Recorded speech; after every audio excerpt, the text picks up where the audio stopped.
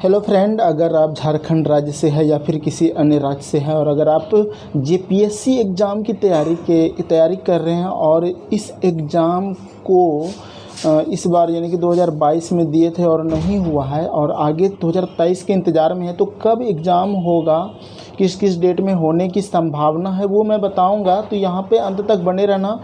छोटा सा वीडियो है, बस आपको मैं मोटिवेशन देना चाह रहा हूँ कि अगर आप हार गए हैं कि इस बार 2022 में मेरा सिलेक्शन नहीं हुआ है जेपीएससी में, तो 2023 में फिर से नोटिफिकेशन होगा।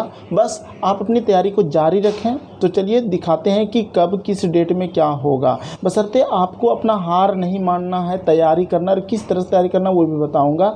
तो चलिए देखते हैं इसका क्या क्या शेड्यूल है। जैसा कि देखिए यहाँ पर लिखा हुआ है इवेंट्स और एग्ज़ाम डेट, यानी कि जेपीएससी 2023 का जो नोटिफिकेशन रिलीज डेट है वो फरवरी 2023 में होगा, ठीक है। और ऑनलाइन रजिस्ट्रेशन स्टार्ट ही 2023 में ही होगा, जैसे कि नोटिफिकेशन देगा तो 23 में, यानी कि फरवरी में स्टार्ट हो जाएगा।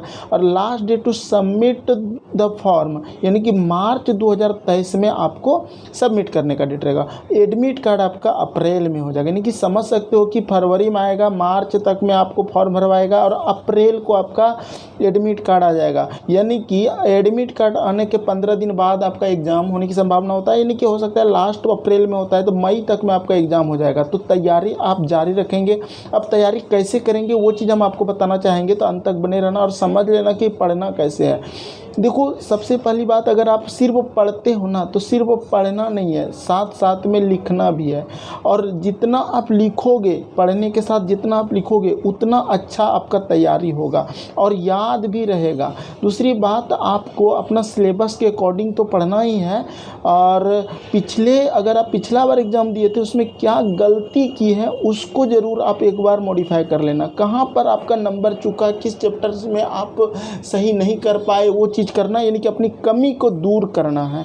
अगर आप अपनी कमी को दूर कर लेते हैं तो समझ लीजिए ये आपका एग्ज़ाम है, नहीं तो फिर दिक्कत हो जाएगी। और कुछ ज़रूरी बातें हैं, बता देता हूँ। बुक, जैसे कि आपको कौन सा बुक से पढ़ना है मैं वो बता देता हूँ। जैसे कि आपका सबसे पहली बात, एक बेसिक बुक आएगा, उड़ान पब्लिकेशन का बुक होता है, वो काफ़ी अच्छी बुक है और हर साल अपडेट बुक है। इस बार नया वर्जन में बहुत अच्छी बुक आई है, तो उसको ज़रूर आप खरीद लीजिएगा। उसका दोनों बुक आएगा, एक तो थ्योरी आएगा और एक ऑब्जेक्टिव आएगा। दोनों बुक अगर आप खरीद लेते हैं, थ्योरी पढ़ के ऑब्जेक्टिव लगाते हैं, तो आपको यहाँ पर ये नहीं सोचना है कि हमको हुबहू इसी बुक से सारे क्वेश्चन मिलेंगे। बस अपनी एक समझ विकसित करना है और सोचना है कि हाँ, अगर हम इस चैप्टर को पढ़ लिए हैं तो यहाँ से जो भी क्वेश्चन पूछे जाएंगे वो हम बना लेंगे। क्योंकि दोस्तों, झारखंड का एग्ज़ाम जो होगा आपका जेपीएससी का, उसमें 100 क्वेश्चन आपका झारखंड से ही रहता है।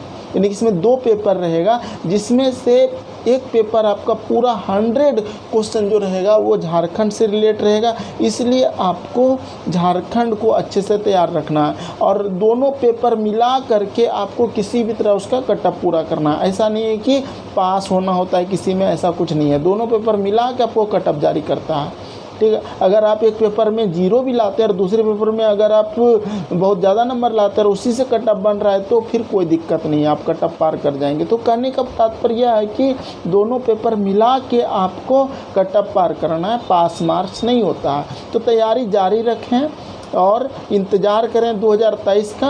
अभी बहुत समय है। अगर आप जेपीएससी के लिए सोच रहे हैं तो फिर आपके पास अभी पर्याप्त समय है। हम आपको ये जानकारी दे दिए ताकि आप अभी से मोटिवेट रखें और अपना तैयारी जारी रखें, क्योंकि एग्ज़ाम तो होगा ही है आगे अगले साल में। तो चलिए मिलेंगे फिर नेक्स्ट वीडियो में। कैसा लगा कमेंट कर देना।